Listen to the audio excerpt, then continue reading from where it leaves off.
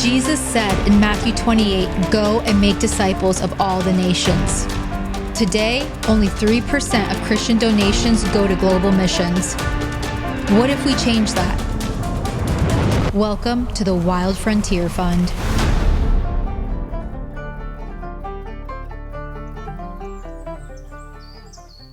Of the 30 years plus that I've been following Jesus, some of the most intimate moments I've had with the Lord is when I get adopted as a missionary and I sense the warmth and power and love of His presence. 2 Corinthians 9:11 says, "God will always give you enough to be generous at all times." What if more Christians started giving directly to missionaries? There's a time when I was in this crisis and coming into a new season, having married and have a kid now. We were about to leave for a trip to go on a prayer retreat, and I didn't really think we had the funds for it, but I just felt like the Lord was leading us to do it anyways. My wife said, "Let's check the mail." She checked the mailbox and came back to me, and there was a check in there with the perfect amount of money to pay for our retreat. The Lord confirmed to me, this is a lifelong calling. You can't back out of this because you're stressed about money. I got you. I'm going to take care of you.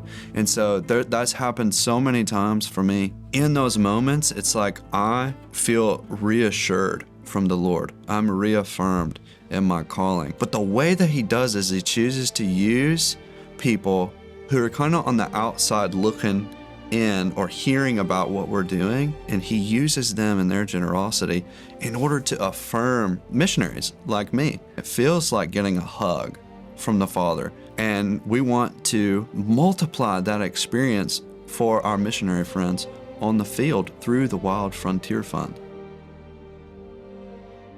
Once missionaries have been trained and are ready to be deployed or sent out, we generally help get them started with the basic funding they need to go to the village or the island or cross-culturally with the gospel. My name's Howard Everett, and I work for Blazing Trees, and I'm basically a project coordinator, help with different projects in different countries. My first experience where somebody became an advocate for me as a missionary, when I was in the Army, I met a lady, she was a chaplain's wife, her name was Linda Webb, and Linda Webb came along and befriended me and just adopted me. Now, flash forward years later, I'm out of the Army, I'm doing my second church plant, I'm working with college kids in San Diego, and I'm just flat broke. And she finds out that my family, my wife and 2 children, we needed to be supported as missionaries. I didn't really know how to ask for help, and so she came along and not only started to send me some small donations, but she started talking to her friends, and she got these ladies in the Tampa area who got together for lunch, I think once or twice a week, and she somehow talked them into skipping coffee,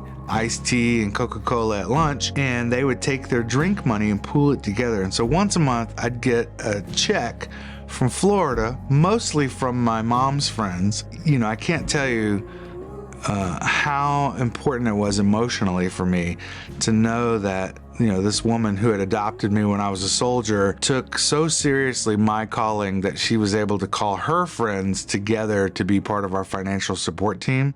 My name is James Harvey, and 10 years ago I started a ministry called Blazing Trees. We are a nonprofit that helps facilitate support-raising missionary funds. About 10 years ago, God's given me this desire to start a new ministry. Here's what it's all about. Would you be willing to help spread the word? Tell some people, send out some emails, make some phone calls. One of those friends was Dave in Alabama. He reached out to about 10 friends, letting them know about this new ministry, Blazing Trees. One of the guys that got that message was Nick. He was a university student at the time. He began investing a lot of funds in our new ministry. I couldn't believe it. I had been supported before, but I had never seen someone give to our ministry in a way where we could focus 100% on what the Lord was asking us to do.